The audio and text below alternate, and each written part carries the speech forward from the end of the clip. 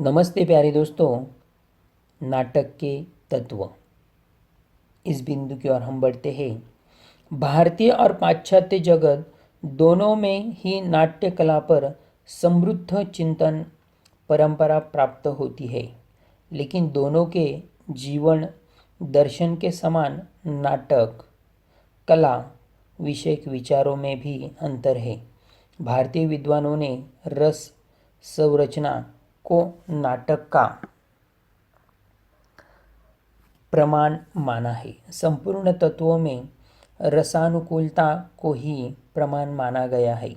पाश्चात्य दृष्टि रस योजना को लक्षित नहीं कर सकती। उनकी दृष्टि में सर्वाधिक महत्वपूर्ण तत्व संघर्ष या नाटकीयता है। इस संघर्ष या नाटक को भी कोई निश्चित लक्ष्य नहीं स्वीकार किया गया। यही कारण है कि इस प्रबल संघर्ष या घटनाओं की परिणति अक्सर दुखात्मक होती है। भारतीय विद्वानों ने पुरुषार्थ चतुष्टयम यानी कि धर्म, अर्थ, काम एवं मोक्ष को कथा वस्तु का लक्ष्य स्वीकार किया गया है। कोई न कोई फल प्राप्ति भारतीय नाटक की प्रथम शर्त है और यह पुरुषार्थ चतुष्टय का ही अवान्तर रूप है। भारतीय और पाश्चात्य दृष्टिकोण में यही मुख्य अंतर है। भारतीय नाट्यशास्त्र में वस्तु, नेता, रस और अभिनय ये चार तत्व स्वीकार किए हैं। इनमें नेता से तात्पर्य समस्त पात्रों से है। नेता उपलक्ष्य में मात्र नेता के अंतर्गत नाटक तथा उसके सहायक नाटकीय और सखिया मुख्य रूप से आती है। अभिनय अंततः व्यापक शब्द है। भरत मुनि ने अभिनय के अंतर्गत भाषा, आभूषण, गति, हस्त मुद्रा, अंग, संचालन, संवाद, काकू, भाव और सात्विक भावों का अनुकरण आदि पर नाट्यशास्त्र विस्तृत विवेचन किया है। पाश्चात्य काव्यशास्त्र में नाट्य कला के कथा वस्तु, चरित्र चित्रण, कथोपकथन, देश काल, वातावरण, भाषा, संकलन, त्रय और गीत आदि योजना आदि पर तत्व स्वीकार किए हैं, किंतु गीत योजना के अस्तित्व और आवश्यकता पर सभी पाश्चात्य विचारों का एक मत नहीं है। भारतीय और पाश्चात्य विचारकों द्वारा प्रदत्त नाटकों के तत्वों पर यह स्पष्ट होता है कि उसमें मुख्य अंतर जीवन दृष्टि का ही है। गीता योजना या गीता विधान संस्कृत नाटक में अवश्य अंग रहा है। भाषा और संवाद भारतीय तत्व अभिनय के अंतर्गत आ जाते हैं और चरित्र चित्रण नेता का पर्याय है। इस प्रकार भारतीय और पाश्चात्य आचार्यों के नाटक विचारों के समन्वय करने पर नाटक के 7 विधायक तत्व स्वीकार किए गए हैं। प्यारे दोस्तों, नाटक के तत्वों की ओर हम मुड़ चुके हैं और नाटक के तत्व कथा वस्तु या कथानक, पात्र और चरित्र चित्रण, संवाद या कथोपकथन, देश काल, वातावरण, भाषा शैली, उद्देश्य एवं संदेश, अभिनयता और रंगमंच, इनका तथ्यात्मक रूपक क्रमश निम्नानुसार संक्षेप में विवेचित एवं मान्य किया जाता है। तो सबसे पहले ऊपर हमने जो प्रैक्टिकली भाषा में देखा उसे हम थोड़ा सीधा साधा करते हैं। कि नाटक का कथानक, उदाहरण के तौर पर मैं बताना चाहूँगा कि जब हम महाविद्यालय में आते हैं, दाखिला वहाँ पर लेते हैं, तो उसके पीछे कोई ना कोई कथानक मकसद ज़रूर होता है। हम ऐसे ही हमारा समय गंवाने के लिए वहाँ पर दाखिला लेते हैं क्या? तो उसका कथानक होता है। क्या कथानक? वहाँ से आपको शिक्षा मिलेगी, वहाँ से आप अच्छी शिक्षा हासिल करके आपका जीवन उन्नति की ओर लेके जाएंगे, और अगला मुकाम होगा, वहाँ से आपको एक उपाधि भी मिलेगी। उपाधि मिलने के उपरांत आपका जीवन आप अच्छे से व्यतीत कर सीखोगे। आपको आगे चलकर अगर कहीं पर नौकरी करनी हो, खुद का कुछ व्यवसाय करना हो, तो वह भी आप कर सकते हैं। यानी कि यह आपका कथानक हुआ, यानी कि नाटक का और खुद के जीवन का भी। नाटक में कथा वस्तु को कथानक, वस्तु, वृत्त, इतिवृत्त, आख्यान आदि कई संज्ञाओं से पुकारा जाता है।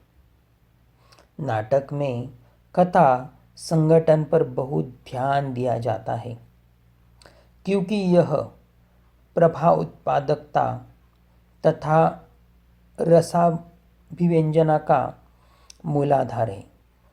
कथा वस्तु को महत्व देते हुए अरस्तु ने कहा है, चरित्र के बिना नाटक बन सकता है, परंतु वस्तु के अभाव में उसका अस्तित्व ही संभव नहीं है। किसके? वस्तु के अभाव में। अगर नाटक में मुख्य पात्र बताने के लिए कोई नहीं होगा तो वह कैसे चलेगा? नाटक की कथा वस्तु पॉल के मुख्यतः दो भेद की है। आधिकारिक और प्रासंगिक। नाटक के प्रमुख फल के भोक्ता को अधिकारी या नाटक कहते हैं। अतः उसमें संबंधित तथ्य को, जो कि नाटक की प्रमुख कथा होती है, उसे अधिकारी कथा कहते हैं। नाटक में प्रासंगिक कथाओं का समावेश प्रमुख या आधिकारिक कथानक की कथा वस्तु पूर्ति के निमित्त या उसे बढ़ाने के लिए किया जाता है। उदाहरण के लिए यदि रामचरित्र नाटक लिया जाए तो उसमें बाली सुग्रीव संबंधी कथा प्रासंगिक रूप में ही ग्रहण की जाती है। अगर यहाँ पर रामचरित्र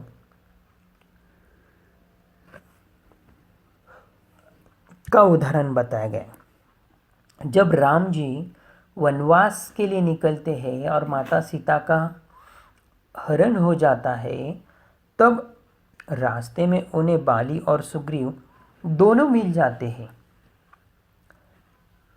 तो वह कुछ समय के लिए उनका प्रासंगिक वर्णन यहाँ पर सिर्फ कथन किया जाता है, तो उनका प्रसंग वर्णन वहाँ पर दिखाया जाता है। प्रसंग कथा दो प्रकार की होती है, पताका और प्रकारी। पताका वह प्रासंगिक कथा वस्तु है जो मुख्य कथा वस्तु के साथ अंत तक चलती है, जैसे चंद्रगुप्त नाटक में सिंहहरण और अलका का कथानक, अथवा रामायण में हनुमान जी का कथानक। देखिए प्यारे दोस्तों, रामायण में जब से रामायण शुरू होता है तब से लेकर अंत तक हनुमान जी का जो पात्र है वो निरंतर आगे बढ़ता बहता चलता रहता है, तो उसे हम पताका कहेंगे। प्रकहरी वह प्रासंगिक लघु कथा वस्तु है जो मुख्य कथा वस्तु की सहायिका होकर बीच में आती है और कुछ ही दूर रहकर समाप्त हो जाती है। यथा चंद्रगुप्त नाटक में सुहासिनी और चाणक्य की प्रेम कथा आधार भेद की दृष्टि से कथा वस्तु के 3 भेद किए गए हैं: प्रख्यात, उत्पादन और मिश्र। प्रख्यात जो कथा वस्तु इतिहास पुराण आदि से प्राप्त हो या लोक प्रसिद्ध हो उसे प्रख्यात कहते हैं। 2. उत्पाद्य जो कथा वस्तु पूर्णतः कवि कल्पना प्रस्तुत हो उसे उत्पाद्य कहते हैं। मिश्र जो कथा वस्तु इतिहास तथा कल्पना का मिश्रण हो उसे मिश्र कथा वस्तु कहते हैं। नाटककार अक्सर इसी का प्रयोग करते हैं। कथा वस्तु को क्रमशः नाटक में या रंगमंच पर प्रस्तुत किया जाता है जिसे साम्यक रूप से ग्रहण करने के लिए 5 अवस्थाओं में विभाजित किया जाता है। प्रारंभ इसमें कथानक का प्रारंभिक भाग आता है जिससे नायक की इच्छा या उसके प्रमुख उद्देश्य का पता चलता है। तो इस तरह से प्यारे दोस्तों नाटक का कथानक कथा वस्तु वह होती है।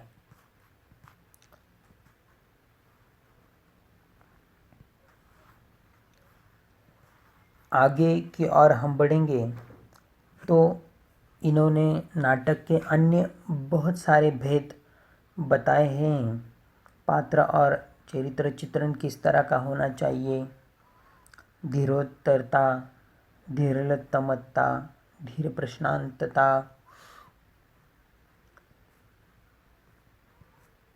नाटक के अत्यंत सूक्ष्म और गरिमापूर्ण भेद भी यहाँ पर व्यक्त किए गए हैं।